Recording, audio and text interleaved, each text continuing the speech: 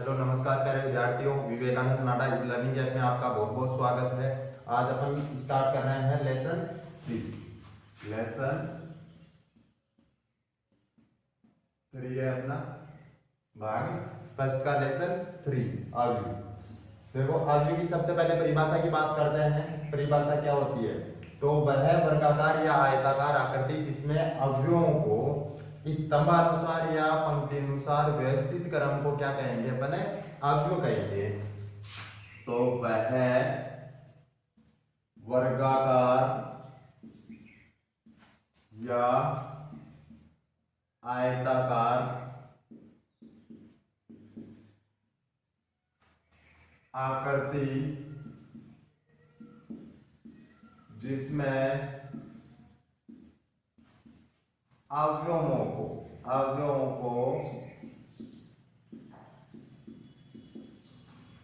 को स्तंभानुसार या पंक्ति अनुसार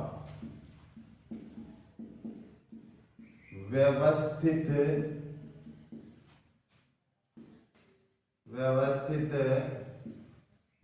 क्रम को आव्यूह कहते हैं। आव्यूह कहते, यह परिभाषा सब नोट कर लेना। वह वर्गाकार या आयताकार आकृति जिसमें अवयवों को स्तंभानुसार या पंक्ति अनुसार व्यवस्थित क्रम को क्या कहा जाएगा? अवयव कहा जाएगा। अब बात करते हैं अवयव। भाई अवयव क्या होता है? भाई अपने पास जो भी आंकड़े होते हैं, भाई जो भी आंकड़े होंगे उनको क्या कहेंगे? अपन अवयव कहेंगे। क्या कहा जाएगा? अवयव में कहा जाएगा। जैसे अपने पास 1 2 3 हो गए, कोई समूह हो गया, जैसे बुकों का समूह हो गया, विद्यार्थियों का समूह हो गया, वो क्या कहलाएंगे? अपने पास आंकड़ों को क्या कहा जाएगा? अवयव। तो आकृति कौन सी होनी चाहिए? या तो वर्गाकार होनी चाहिए या कौन सी होनी चाहिए? आयताकार। तो जैसे अपने पास ये वर्गाकार आकृति है, ऐसा सिंबल होता है, भाई इसका ध्यान रखना। या ये क्या है? एक वर्गाकार आकृति है जिसमें अवयव ले लिए अपन ने 1 2 3, या अपन ने ले लिए ए बी सी डी। ये 4 अवयव लिए अपन ने, ए बी सी और डी। भाई इन दोनों में से कोई भी आकृति होगी, इसमें अवयवों को अपने किस अनुसार सेट करना है? स्तंभानुसार या पंक्ति अनुसार। तो अपन ने अवयव लिए ए बी सी और डी। अपन पंक्ति के अनुसार चलते हैं। भाई पंक्ति ऐसे चलती है और स्तंभ क्या होते हैं? यूं होते हैं। इनको तो क्या बोलेंगे? पंक्ति। और इनको क्या बोला जाएगा? स्तंभ। भाई जो खड़ी लाइनें होंगी उनको तो स्तंभ कहा जाएगा, और जो आडी होगी या अपने पास क्षैतिज की दिशा में होगी उसको क्या कहेंगे? पंक्ति कहा जाएगा। यानी कि R1 R2 और ये तो रो होगी, और कॉलम को क्या कहा जाएगा? स्तंभ, कॉलम। इसको क्या कहेंगे? C1 और C2। तो अपन पंक्ति अनुसार इसको अवयवों को सेट करते हैं। पंक्ति में ए अवयव लिख दिया, बी अवयव लिख दिया, एक पंक्ति में लिख दिए। अब बात करते हैं दूसरी पंक्ति में सी अवयव लिख दिया और डी अवयव लिख दिया। तो अपने पास ये क्या बन गई है? कि अवयव बन गया। जैसे स्तंभानुसार सेट करना है, तो स्तंभ ये हो गया अपने पास, ए लिख दिया, बी लिख दिया, ओके। और यहाँ दूसरे स्तंभ में सेट किया अपन ने, सी लिख दिया, और अपन ने क्या लिख दिया? डी लिख दिया। ये तो इसकी परिभाषा की बात हो गई, ठीक है। आव्यूह को, दूसरा पॉइंट देखो, आव्यूह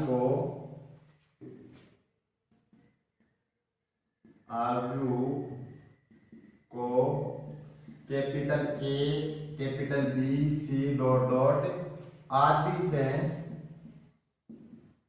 प्रदर्शित करते हैं। आदि से प्रदर्शित करते हैं, और इसका संकेत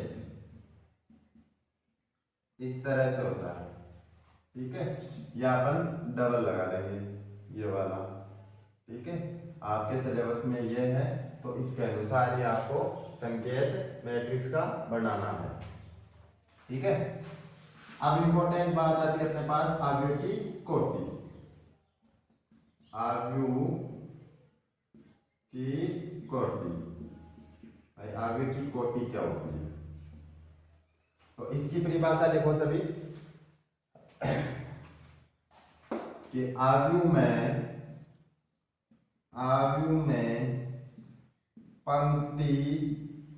पंक्तियों तथा स्तंभों का गुणन आयुओं की कोटि कहलाती है। आयुओं की कोटि कहलाती है। भाई आयुओं में पंक्तियों तथा स्तंभों का गुणन क्या कहलाएगा? आयुओं की कोटि कहलाएगी। एग्जाम्पल की बात करते हैं। A B C D E F ये अपने पास क्या है? एक आव्यूह है। इसमें पंक्तियां कितनी है भाई? पंक्तियों तथा स्तंभों का गुणन क्या कहलाएगा? आव्यूह की कोटि कहलाएगी। तो पंक्ति कितनी है? 2। पंक्ति कितनी है? 2। और स्तंभ कितने हैं? पंक्ति ऐसे काउंट कर लो, 1 और 2। और ये क्या हो गया? स्तंभ 1 2 3 तो इंटू 3। भाई गुणन ही करना है, गुणनफल नहीं करना है इनका, अपने को रिजल्ट नहीं निकालना है, इनका गुणन ही क्या कहलाएगा? अवयव की कोटि कहलाएगी। तो 2 गुणा 3। तो यहाँ लिखेंगे अवयव की कोटि, हमेशा ध्यान रख लेना अवयव की कोटि यहाँ रखी जाएगी मैट्रिक्स में। तो अवयव की कोटि क्या होती है? पंक्तियों तथा स्तंभों का गुणन क्या कहलाएगा? अवयव की कोटि कहलाएगी। तो पंक्तियां कितनी है इसमें? 1 2। तो 2 पंक्तियां हो गई, पहले पंक्तियां लिखेंगे, फिर इंटू स्तंभ कितने हैं? 1 2 3। तो ये क्या हो गए अपने पास? स्तंभ हो गए। नोट लगा के लिख लो एम पंक्तियां। आगे में एम क्या कहलाएगी? पंक्तियां। और एन क्या कहलाएंगे? स्तंभ। एन क्या कहलाएंगे? स्तंभ कहलाएंगे। तो कोटि क्या होगी? एन क्रॉस एन को आव्यूह की कोटि कहते हैं। आव्यूह की कोटि कहते हैं।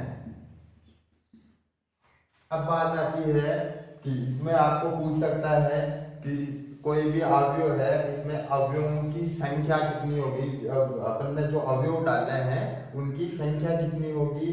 तो आप याद रख लेना कि अवयवों की संख्या कैसे निकालते हैं। कोटि का गुणनफल क्या कहलाएगा? अवयवों की संख्या कहलाएगी। तो इनका गुणनफल आयु में अवयवों की संख्या के बराबर होता है।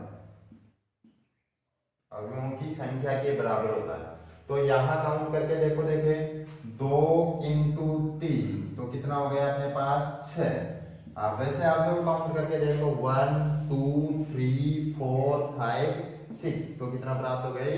6 प्राप्त हो गया।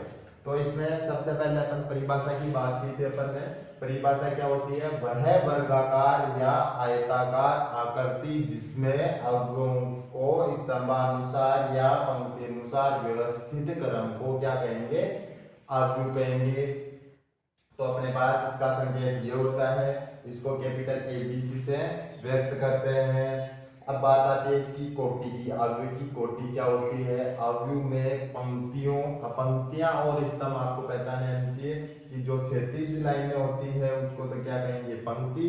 और जो खड़ी लाइनें होती है उसको क्या कहेंगे? अपन स्तंभ कहेंगे।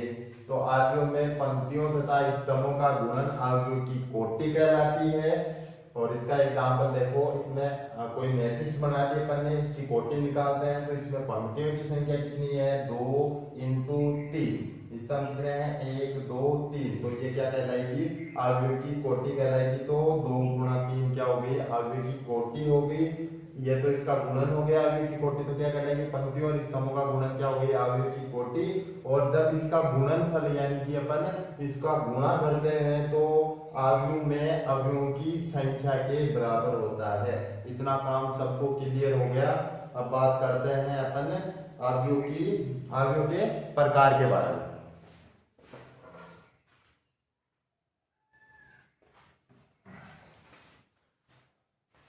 तो ये नोट कर लेना आप सब। अब लिखो अवयव के प्रकार, और प्रकार अच्छी तरह से पढ़ लेना आप, यही याद कर लेना आपको।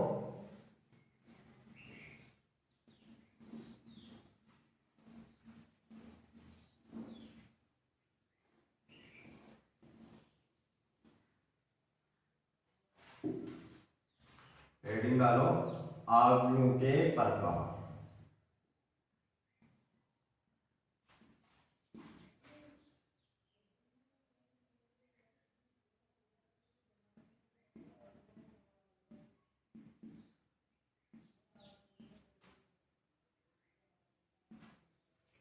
देखो अवयव के प्रकार में पहला प्रकार है अपने पास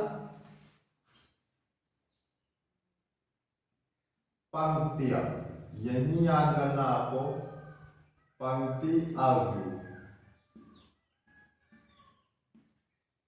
या बोलेंगे इसको रो मैट्रिक्स। तो इसकी परिभाषा सुनो सभी। वह अवयव जिसमें केवल और केवल एक पंक्ति हो, क्या कहलाएगा? पंक्ति अवयव कहलाएगा। वह अवयव जिसमें केवल एक पंक्ति हो, एक पंक्ति हो, पंक्ति अवयव कहलाता है। पंक्ति अवयव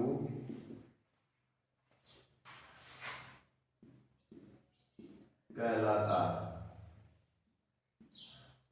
एग्जाम्पल देखो इसका, केवल और केवल नाम से पता लग रहा है पंक्ति अवयव। केवल और केवल क्या हो? एक पंक्ति हो, पंक्ति अवयव कहलाएगा। ए मैट्रिक्स इक्वल टू 1 2 3। कितनी पंक्ति है इसमें?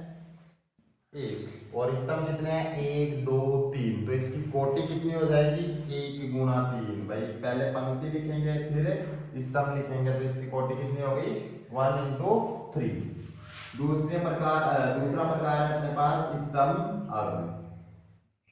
स्तंभ अवयव कॉलम मैट्रिक्स।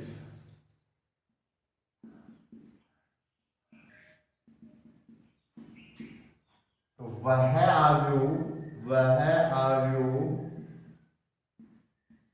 जिसमें केवल एक स्तंभ हो, एक स्तंभ हो, स्तंभ अवयव कहलाता है। स्तंभ अवयव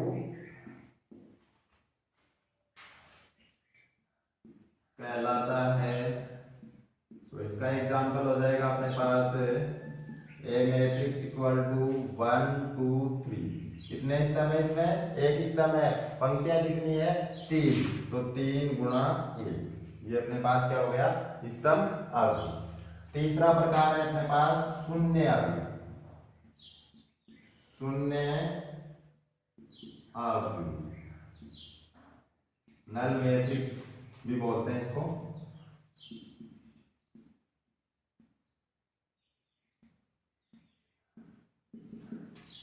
तो वह अवयव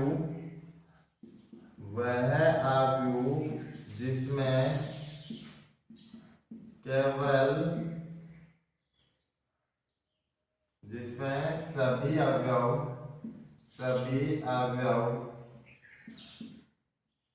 शून्य हो। कोई भी मैट्रिक्स दे दे अपने पास या कोई भी अवयव दे दिया, उसमें सभी अवयव क्या हो?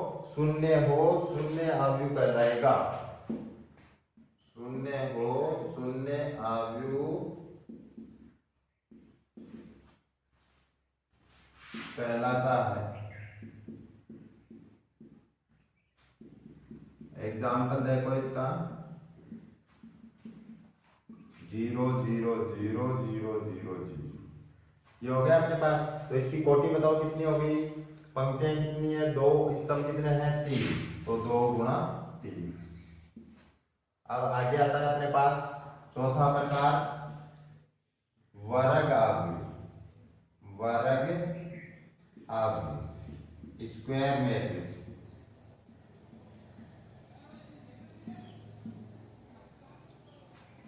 देखो वर्ग अवयव क्या होता है, वह अवयव जिसमें पंक्तियों और स्तंभों की संख्या बराबर हो, क्या कहलाएगा अपने पास, वर्ग अवयव कहलाएगा। वह अवयव जिसमें पंक्तियों और स्तंभों की संख्या बराबर हो, स्क्वायर मैट्रिक्स कहलाता है। वर्ग अवयव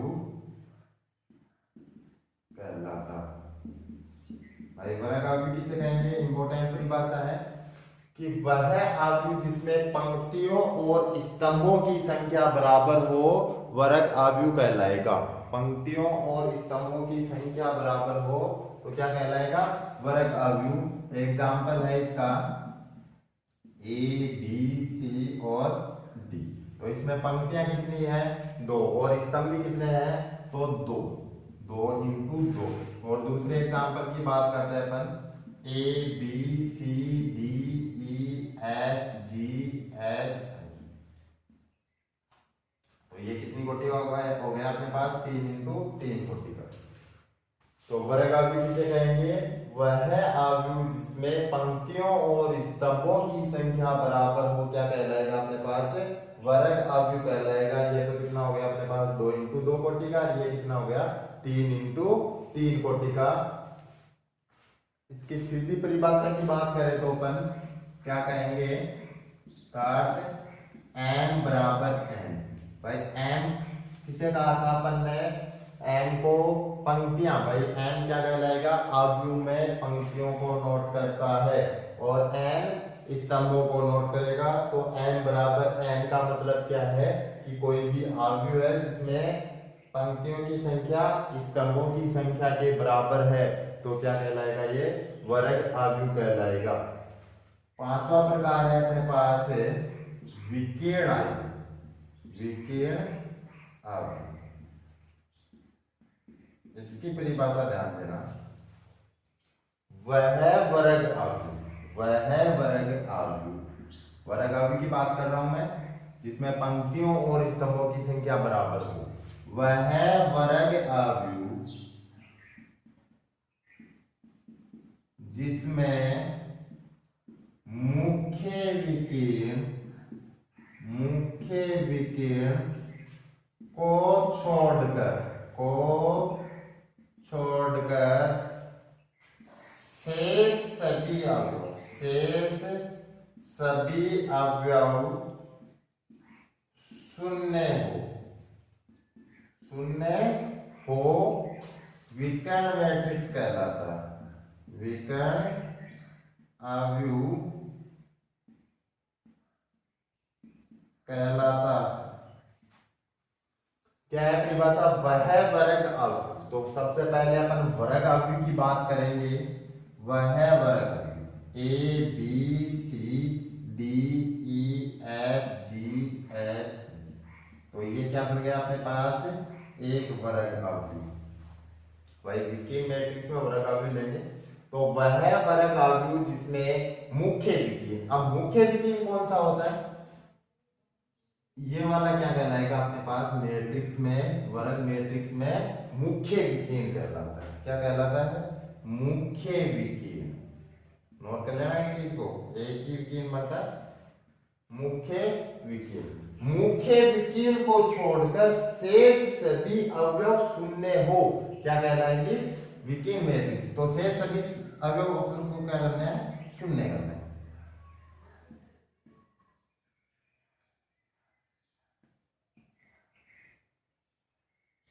तो ये क्या बन गया अपने पास, विकीर्ण मैट्रिक्स बन गया।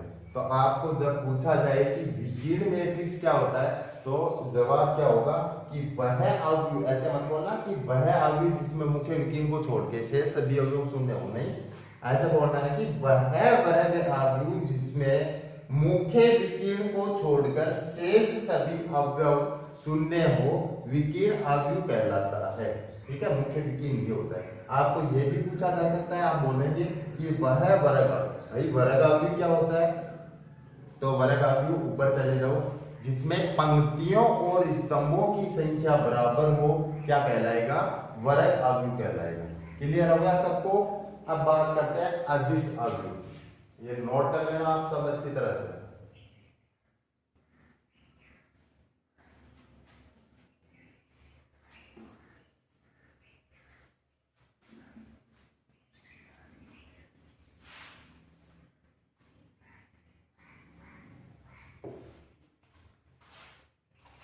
छठवां प्रकार है अपने पास अदिश अवयव।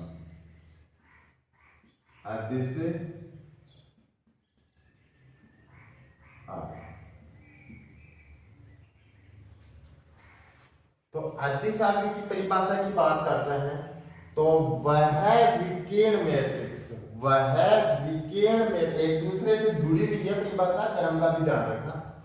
वह विकीर्ण मैट्रिक्स जिसमें मुख्य विकीर्ण के सभी अवयव समान हो, तो वह विकीर्ण मैट्रिक्स, वह विकर्ण अवयव, विकर्ण अवयव जिसमें मुख्य विकर्ण के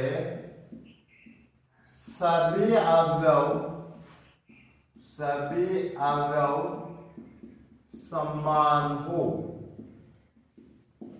समान हो, अदिश अवयव कहलाता है।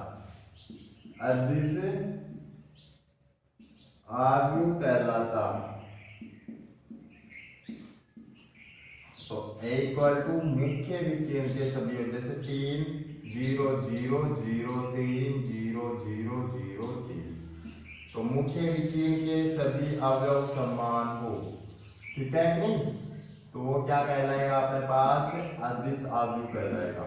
अदिश अवयव किसे कहेंगे, वह विकीर्ण अवयव जिसमें मुख्य विकीर्ण के सभी अवयव समान हो, अदिश अवयव कहलाता है। देखो इस परिभाषा, अगर ये परिभाषा आप बताओगे तो ये दो परिभाषाएं आपको क्लियर होगी, तभी बता पाओगे। क्योंकि आपको डायरेक्टली पूछ लिया जाए कि अदिश अवयव क्या होता है, तो वहां आप बोलेंगे कि वह विकीर्ण अवयव, ये नाम बोलते ही पूछ लेगा अगला कि विकीर्ण अवयव क्या होता है, तो वह वर्ग अवयव। फिर आप से पूछ सकता है कि वह वर्ग अवयव, विकीर्ण अवयव की परिभाषा पूछे तो वह वर्ग अवयव बोलेंगे, तो आपको पूछ सकता है कि वर्ग अवयव क्या होता है। तो वर्ग अवयव से आप स्टार्ट करेंगे कि m बराबर n की पंक्तियों और स्तंभों की संख्या बराबर है, और बाद में विकीर्ण अवयव की बात करेंगे तो वह वर्ग अवयव जिसमें मुख्य विकीर्ण को छोड़ के शेष सभी अवयव शून्य हैं। अब आएंगे आप अपनी परिभाषा पे, अदिश अवयव पे, तो वह विकीर्ण अवयव जिसमें मुख्य विकीर्ण के सभी अवयव समान हो, चाहे माइनस में हो चाहे प्लस में हो, सभी अवयव समान हो, अदिश अवयव कहलाता है। ये आपका क्या हो गया एग्जांपल। तो इसकी कोटि कितनी होगी, कोई 3 की। लास्ट है अपने पास तत्समक। ये काम की चीज है, ट्यूशनों में आइडेंटिटी मैट्रिक्स बोलते हैं इसको, आई से लिखते हैं हमेशा। तो देखो इसमें वह विकीर्ण अवयव, तत्सम मैट्रिक्स भी बोल सकते हैं, इकाई अवयव भी बोल सकते हैं, इसको इकाई अवयव भी बोल सकते हैं। इकाई अवयव से ले लो आप, परिभाषा याद करने में आसानी होगी।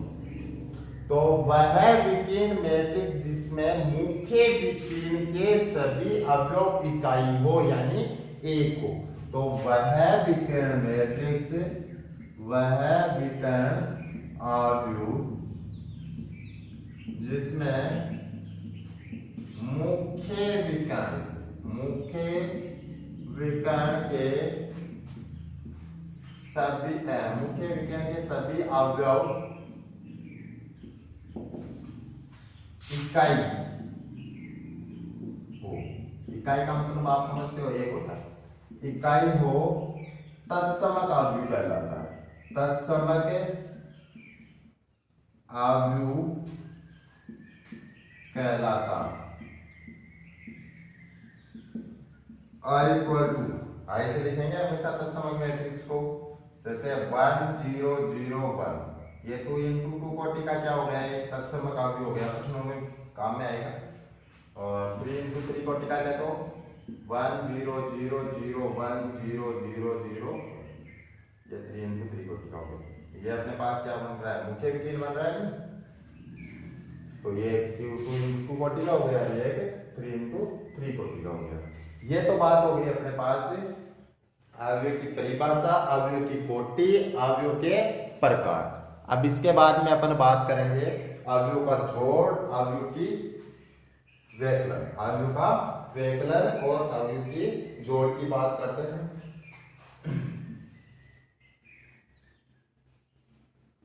तो अवयव का योग हमेशा, अवयव का योग हमेशा तभी होगा जब उसमें दोनों मैट्रिक्सों की कोटि बराबर होगी। कोटि बराबर होगी तभी तो अपन क्या कर पाएंगे, उसका संगत अवयव में संगत अवयव जोड़ पाएंगे और घटा पाएंगे। क्लियर सभी को?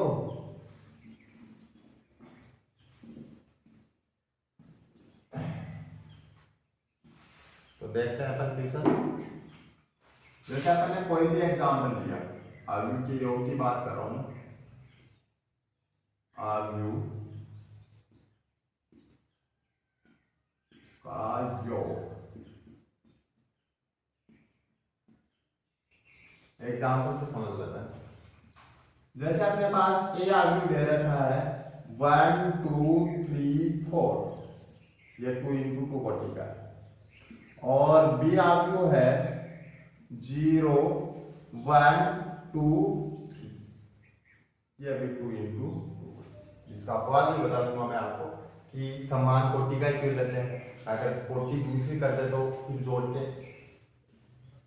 हैं, देखिए क्या चलता है। जैसे ये समान कोटि का, अपने को निकालना है a प्लस बी, यानी दोनों अवयव को क्या करना है, जोड़ना है। तो जोड़ देखना सभी, 1 2 3 4 प्लस 0 1 2 3।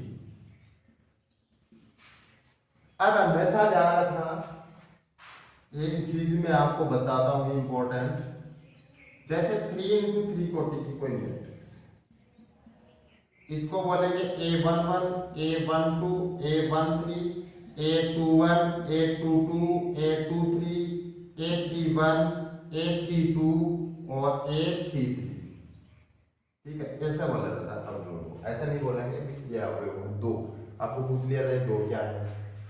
तो जैसे A11 का मतलब क्या होता है, ए आई जैसे लिखता है वैसे तो अपन AIJM गुना M, इसको समझते हैं। तो अपन M और N तो जैसे पूरी पंक्ति आ गई है हमें, M क्या हो गया, पूरा स्तंभ आ गया, और I और J किसे नोट करेंगे भाई, पंक्ति में अवयव, पंक्ति में अवयव को कहा जाएगा I, और J स्तंभ में अवयव को क्या कहा जाएगा, J। तो A11 पर I की जगह भी अपन ने एक रखा, J की जगह भी अपन ने एक रखा, तो A11 अवयव यानी कि पहली पंक्ति और पहले स्तंभ का अवयव, ऐसे बोला जाएगा। I किसे कहा था भाई, अपने पंक्ति का अवयव और J स्तंभ का अवयव, ठीक है। तो A11 का मतलब है कि अपन पहली पंक्ति और पहले स्तंभ का अवयव। A23 ले, देखिए 2 का मतलब पंक्ति को लिखेंगे और 3 का मतलब J, तो दूसरी पंक्ति और तीसरे स्तंभ का अवयव, दूसरी पंक्ति और तीसरे स्तंभ का अवयव। तो यहां से बनेंगे पहली पंक्ति और दूसरे स्तंभ का अवयव, भाई A12 हो गया, भाई पूरी पंक्ति चल रही है 1 1 1, ये दूसरी पंक्ति चल रही है 2 2 2, तीसरी पंक्ति चल रही है 3 3 3 आ रहा है, पहला स्तंभ चल रहा है 1 1 1, दूसरा स्तंभ चल रहा है 2 2 2, तीसरा स्तंभ चल रहा है 3 3 3, ठीक है। तो अवयव की पहचान करना आ गई, कौन सी पंक्ति कौन से स्तंभ का अवयव है, इस तरह से अपने पहचान करके आपको बताना है। तो A प्लस बी दोनों को ऐड करेंगे तो इसका संगत अवयव ये है, ध्यान रखना, ठीक है।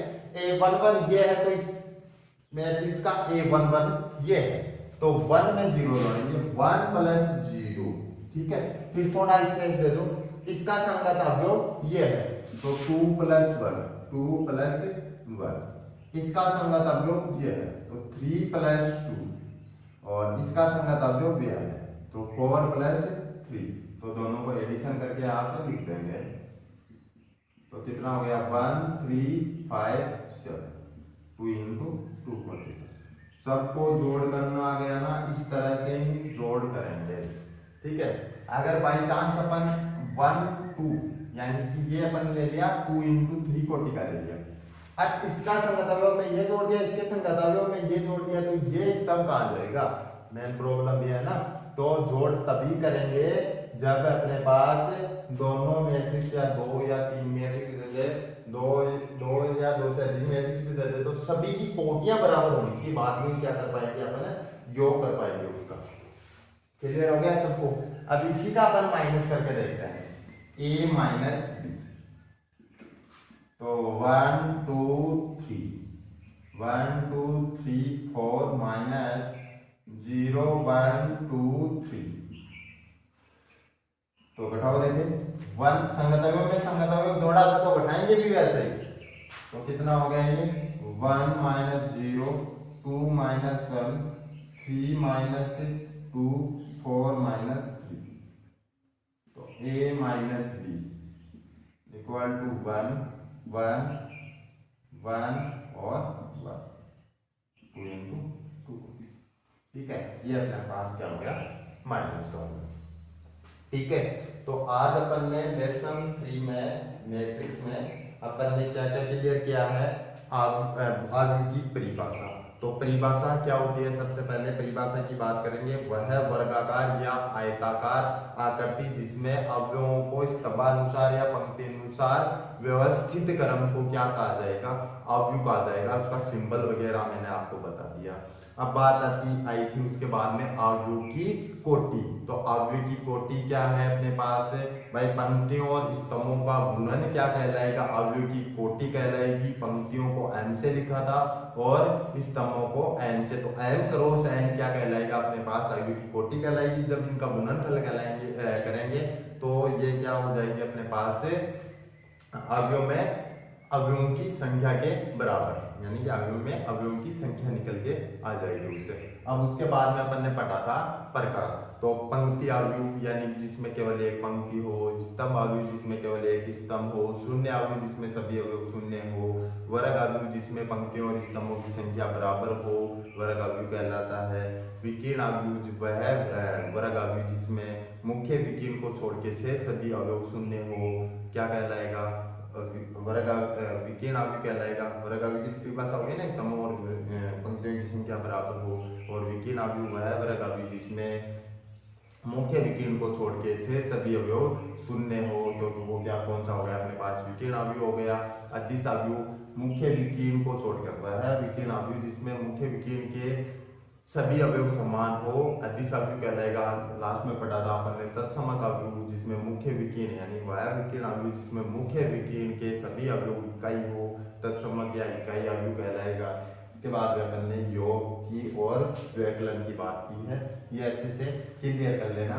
और आपको जैसे कहते हैं कि अवयवों की संख्या, अवयवों की संख्या, अवयवों की संख्या, जैसे अपने पास क्या दे दी, 8 दे दी, 12 दे दी, ठीक है। अगर अवयवों की संख्या यानी कि m गुणा n कितना दे दिया, अवयवों की संख्या दे रखी है 8, तो इसमें कोटि किस तरह की होगी, यानी कि जब अपने पास 8 है तो कोटि कैसे बनाएंगे, 8 गुणा 1 और 1 गुणा 8, 4 गुणा 2, 2 गुणा 4, तो इस तरह से अवयव की क्या बन गई अपने पास कोटि बन गई। तो ऐसे आपको क्वेश्चन पूछ सकता है, जैसे अवयव अपने पास क्या दे दिए, 24 दे दिए, 24 अवयव है, तो 1 गुणा 24, 24 गुणा 1, 2 गुणा 12, 12 गुणा 2 और 8 गुणा 3, 3 गुणा 8 और 6 गुणा 4, 4 गुणा 6। जैसे अवयवों की संख्या n गुणा n दे दे तो कोटियां बना सकते हैं ना भाई, अवयवों की संख्या n गुणा n के बराबर ही तो होती है ना, तो 24 का एक टुकड़े रख सकते हैं अपन इस तरह से भाई, 1 गुणा 24, 24 गुणा 1, इसमें अंतर है क्योंकि इसमें एक पंक्ति और 24 स्तंभ है, इसमें 24 पंक्तियां आ रही थी स्तंभ। इस तरह से आपको बनाना है, जितने क्वेश्चन आए उतने क्वेश्चन कर लेना, और कल अपने पढ़ेंगे इसके क्वेश्चन वगैरह।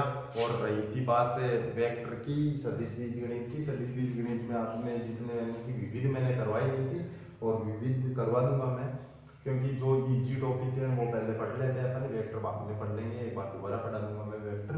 ओके।